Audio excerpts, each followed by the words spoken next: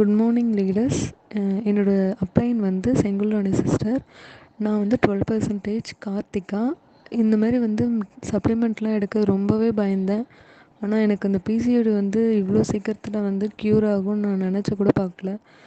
3 month இந்த டேப்லெட்ஸ்லாம் எடுக்கிறதுக்கு முன்னாடி ரொம்ப ரொம்ப ரொம்ப பயம் இருந்துச்சு. ஆனால் இப்போ வந்து 1% கூட எனக்கு பயம் இல்லை. ஸோ வந்து பயப்படாமல் எல்லாருமே எடுக்கலாம்.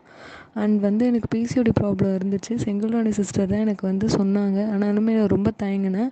ஆனால் இப்போ எனக்கு 1% கூட பயம் இல்லை. எனக்கு எல்லாமே க்யூர் ஆகிடுச்சு.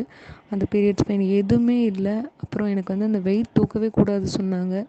நார்மலும் சரி, இந்த மாதிரி ஆகிட்டதுக்கப்புறம் தூக்கவே கூடாது அப்படின்ற மாதிரி தான் ரொம்ப ஸ்ட்ரிக்டாக சொன்னாங்க. அதெல்லாம் தூக்கும் போது எனக்கு எப்படின்னா, பிஃபோர் இந்த சப்ளிமெண்ட்லாம் எடுக்கும்போது ரொம்பவே வயிறு வலிக்கும்.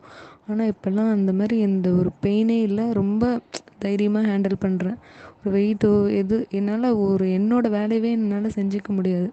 ஸோ வந்து அவ்வளோ ரொம்பவே பயந்துகிட்டே இருந்தேன், என்னடா இது அப்படின்ற மாதிரி. ஸோ இப்போ எனக்கு இந்த சப்ளிமெண்ட்டால் ரொம்பவே யூஸ்ஃபுல்லாக இருந்தது. தேங்க்யூ வெஸ்டி.